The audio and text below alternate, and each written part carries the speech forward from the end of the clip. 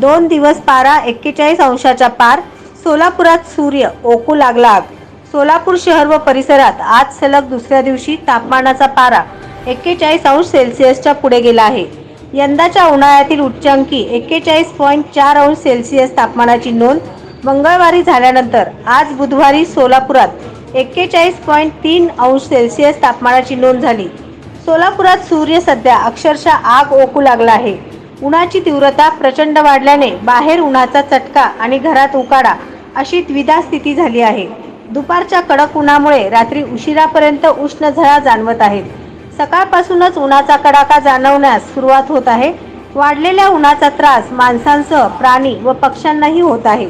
दुपारच्या सुमारास प्राणी व पक्षी सावलीच्या शोधात दिसत आहेत. वाढलेल्या उन्हामुळे दुपारच्या सुमारास रस्त्यावरील वर्दळही कमी झालेली दिसत आहे.